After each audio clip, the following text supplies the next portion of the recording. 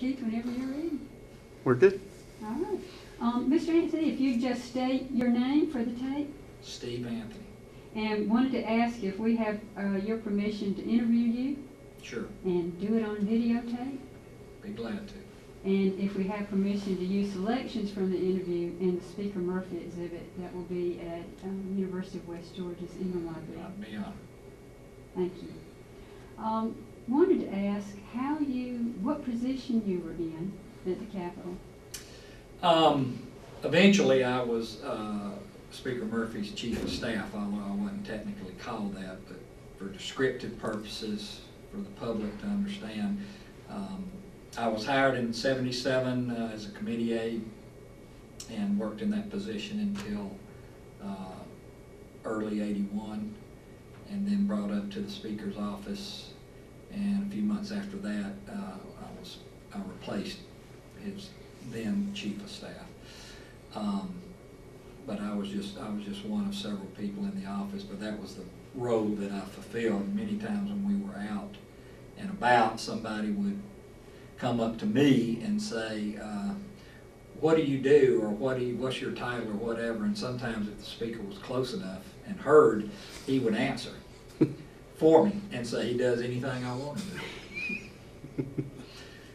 But that's the position I held. How did you come into that position? How did he select you? I went to law school, graduated from law school, and wanted to work in state government. And I had been in and out of politics, was raised in politics by my dad, and so I came to the state capitol.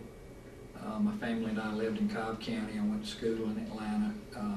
Went to the state capitol, had an appointment with Zell Miller, who was the lieutenant governor at the time. This was '77. And applied for a job. They didn't have anything. So I went to the Speaker's office, applied for a job there. They didn't have anything. But they said, stay in touch, something may come up. So this was June of '77. I stayed in touch about once every 2 weeks until September, at which point I think they got worn down and finally hired me. And I was put on part-time, and then after a few months I was put on full-time. And in '78 session I actually worked for the Speaker Pro Tem, Jack Connell.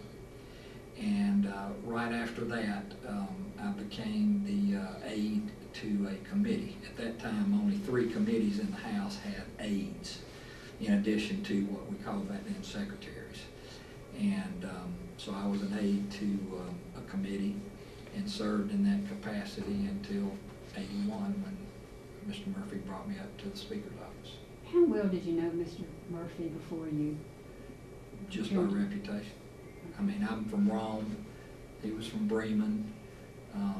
I followed politics, but I had never actually met him until I went and applied. And there, you were in the Capitol there with him before you actually went to his office. Did you know him at all? Oh yeah, during that time I would interact, absolutely. And it was, minimal. But in a Sunday night before the '81 session started, the chairman of the committee that I was working with had a stroke. And it was, his family called, kind of late in Sunday evening and told me about it. So the next morning, first day of the session, I get there early and I run up to the Speaker's office and get a hold of the person that was in charge at that time and say, I've got to see the Speaker. And she said, well, things were a little hectic this morning. I said, I leaned over and I whispered in her ear what had happened. She jumped up and busted that door open, and we walked in there and ran everybody that was in there out. And I told the Speaker that the chairman, a great man by the name of G.D. Adams from Atlanta, had a stroke. The Speaker said, oh, hell. He said, who's vice chairman of that committee? And I told him. He said, oh, hell. He said, who's the secretary? And I told him. And he said, oh, hell.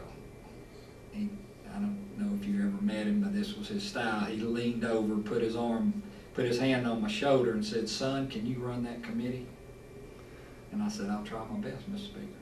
So basically, I ran that committee as a 26-year-old aide For how long? for the session. I mean, the vice chair called the meetings, but I would do the agenda for the bills, all that kind of stuff, and kind of kept things in shape. And right after that, Speaker promoted me to Speaker's office. You know, it's just luck and happenstance sometimes, the way things map out your career for you. In thinking about Speaker Murphy and his life and legacy, I have come to the conclusion that the people who really know, the only people who really know Speaker Murphy are those who work with him in the House. Professionally, yeah. He did not promote himself. From Correct. the best I can tell. Correct. I've been looking for a list of his accomplishments. I know of none. Not by him. I mean, not that he developed, right? Yeah, I'm interested in, I know in your book you mentioned that in his 2000 campaign, y'all were put in a position of kind of being forced to create a list. So if you have any literature from that campaign, I would be very interested to see it, because I learned here and there just by happen chance, oh yes, Speaker Murphy did this, oh yes, Speaker Murphy was involved in that, and I would love to have, a list. Sure. But, I think the people in the House who worked with him, who saw what he did, are the ones who really know him. And so that's why we've come to you to learn about Speaker Murphy. I want to start out by talking about him as a person and how his values as a person played into his political values, and then move into him as a legislator and as speaker, and then to his accomplishments. I've seen a lot where he's called a country, somebody from the country, somebody who is rural, and I've wondered, is he more small town or is he more rural? No, he was rural. He lived out in the middle of nowhere. Okay. As we say. Yeah. No, he was rural. And even, I don't even know that you could say back then that Bremen, and actually he lived in Waco. Waco was not a town, it was a community.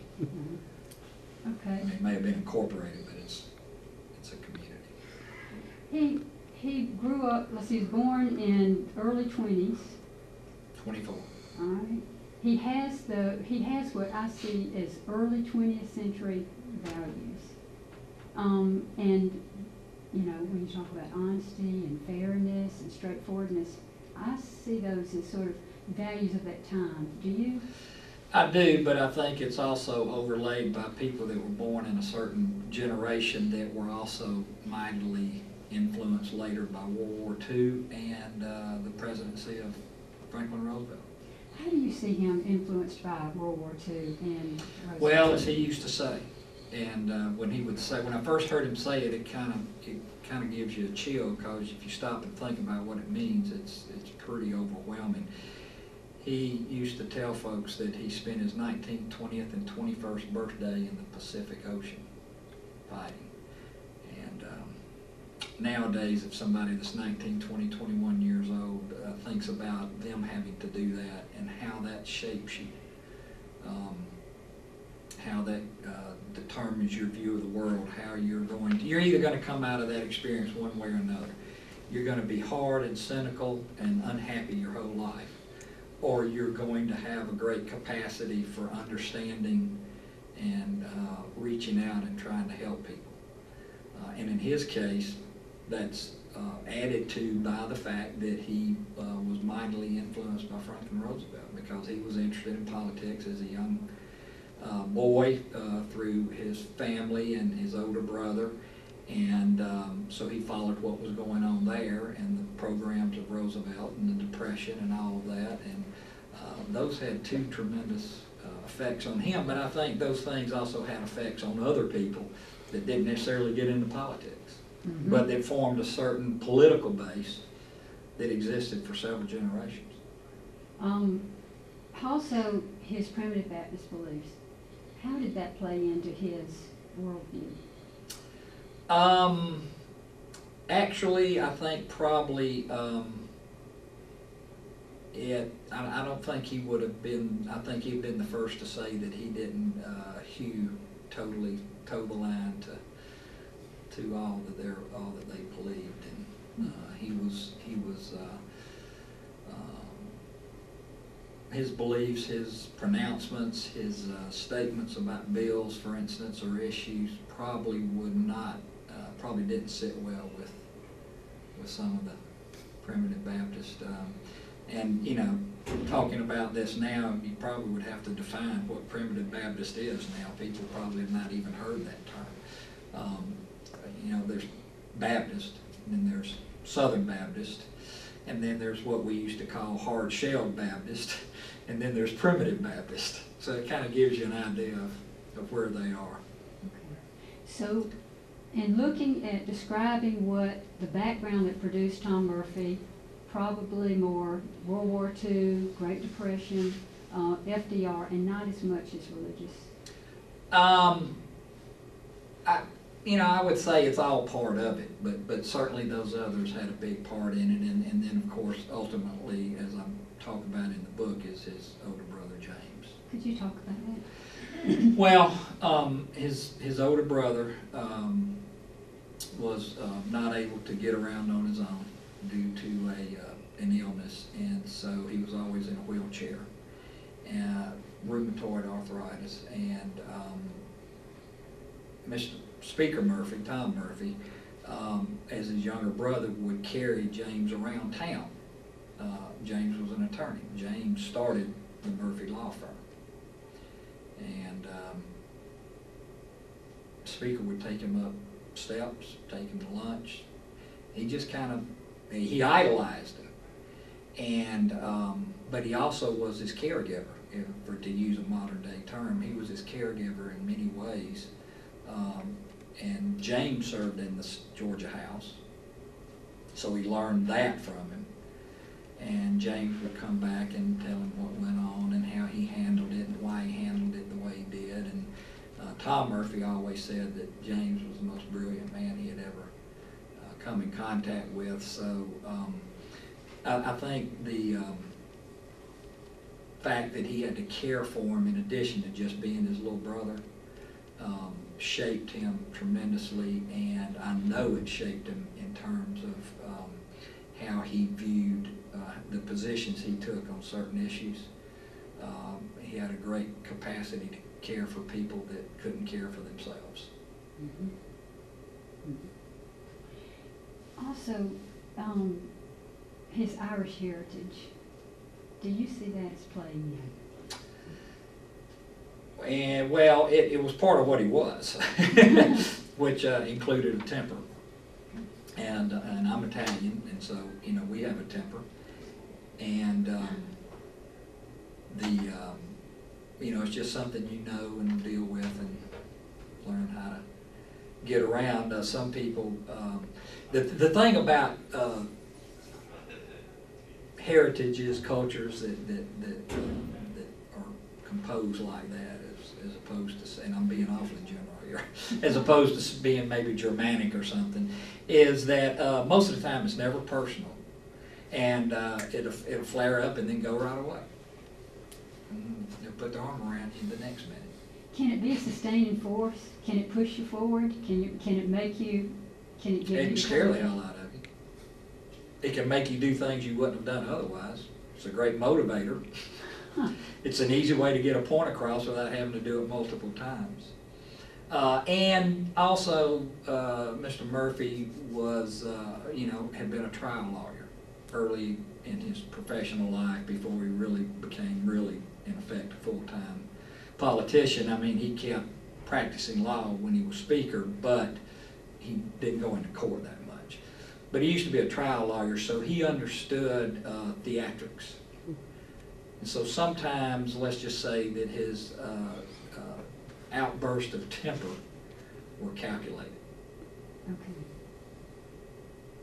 What other, just to jump ahead a little bit, what other type of theatrics were from his trial lawyer days that he used? Well, one that I think he used to great effect was, he was big and pretty good sized man and could have a loud voice if he wanted, but he had a great ability to talk almost in a whisper. And so, as presiding officer, he's at the top of the podium, and has a microphone, but from time to time, the presiding officer, the speaker, can come down and speak in the podium where the rank and file members come and speak.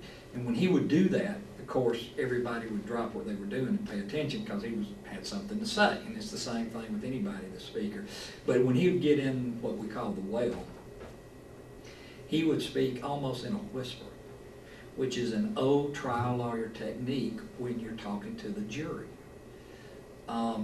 Sometimes you see it portrayed like that in movies, but a lot of times you don't. You see the opposite. But usually a good trial is going to get several feet away and talk almost in a whisper, to where almost the judge and the jury's got to say, "What'd you say? What'd you say?" And it makes you pay attention and focus in and listen to every word that's being uttered. And that's what he would do when he spoke from the well. He would speak almost in a whisper. And like there was no sound on the third floor when he was doing that, so that everybody would hear.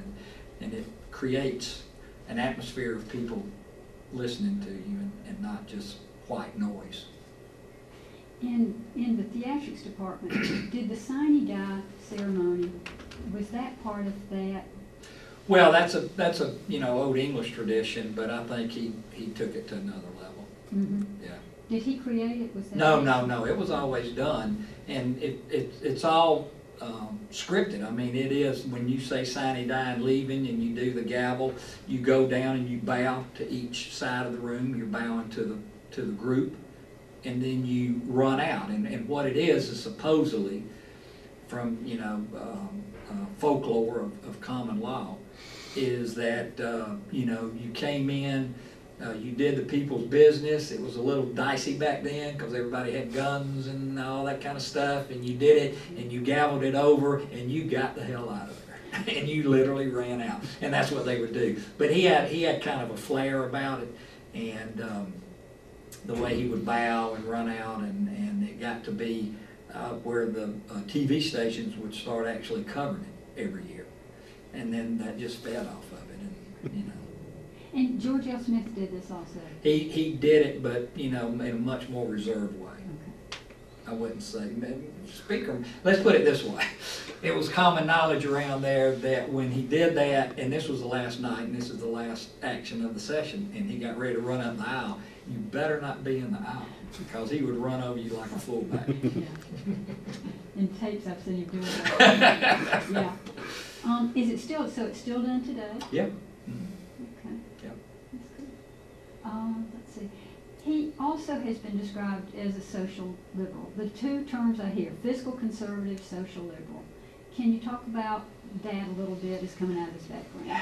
I could talk for hours about it. Coming out of the Depression, coming out of the rural South, the old saying back in the South was they didn't know there was a Depression because we were already in one. And when Franklin Roosevelt started the New Deal and talked about a third of our nations being ill-fed, ill-clad, ill-housed, he was talking about the South. That was the third he was talking about. Well, you grow up in that environment, and you have an appreciation of everything you've got. Some people, when they get a lot of money, get kind of gaudy in the South. I don't want to mention names, but he lived and died in Memphis. Mr. Murphy had a great sense of understanding that you ought to treasure every dollar you have. But he also believed that the people's money, tax dollars, should be treated like you treated your own money. So he was incredibly aware that they had this great responsibility to spend people's money to make government do X, Y, and Z. And his only criteria was that it be justified and it be accurate.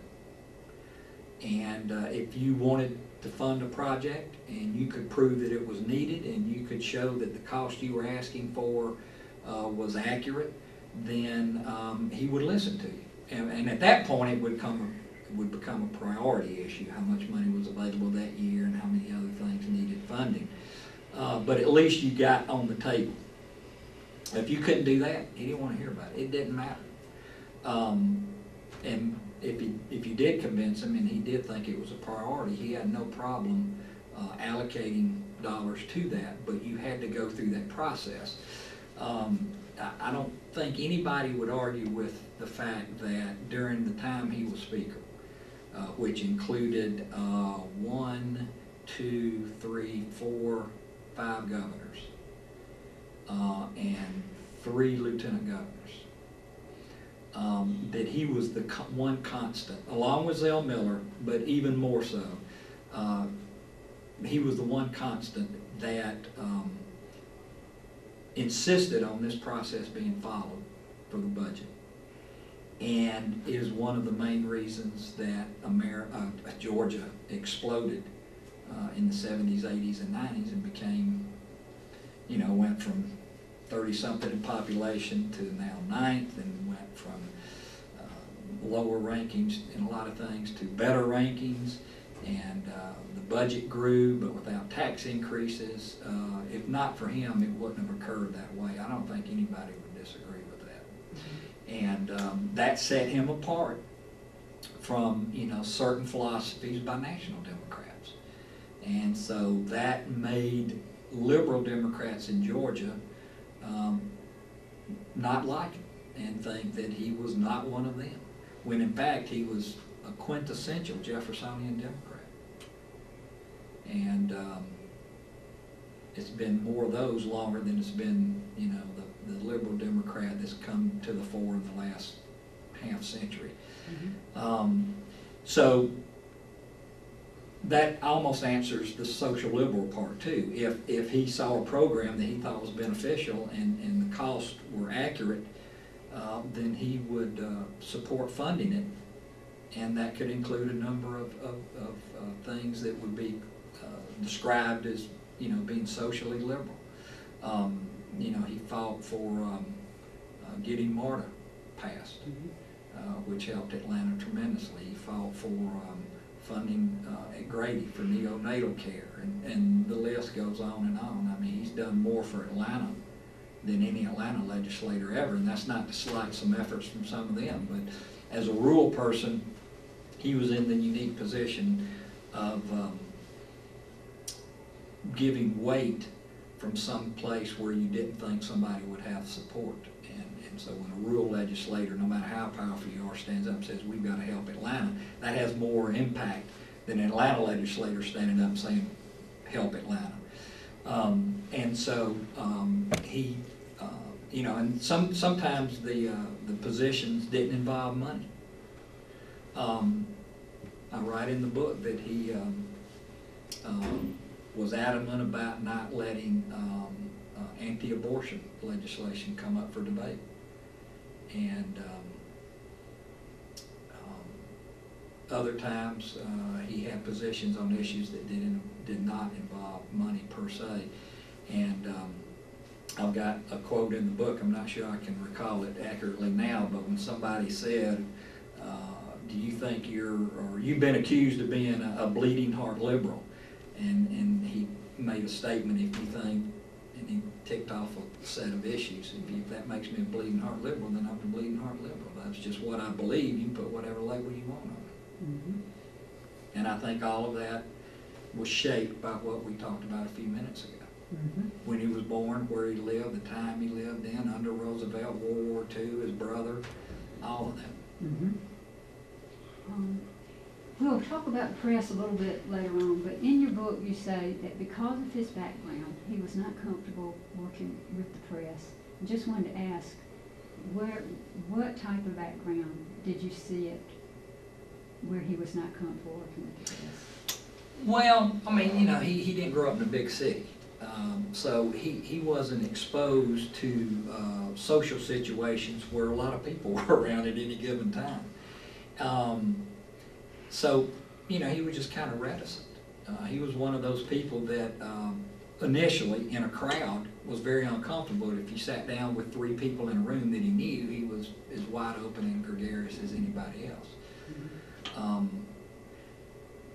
Combined with that is the trait he had that he felt enough confidence in himself that he could process something and arrive at a conclusion and be comfortable with that decision and defend it, and didn't really care who didn't like it, and really didn't think at that point he needed anybody to help him support his position. So he didn't see the press, he didn't see a need of the press to help him. A lot of politicians see the press as helping them move their agenda along. He was almost the exact opposite. It almost scared him if they did support something he was for. I think, again, you know, being born in 24, journalism then, media then, is not what it is now. The definitions are not even the same. Mm-hmm. Mm-hmm. You also call Murphy in the book thin-skinned. That was part of being Irish. Okay. I also called Zell thin-skinned. You do? Okay. And a complicated man. You want me to elaborate? I do. Well, he was thin-skinned, just his DNA. I mean, just part of being Irish. He was extremely sensitive. He was a sensitive person. Yeah. So he was sensitive when he saw a little baby suffering.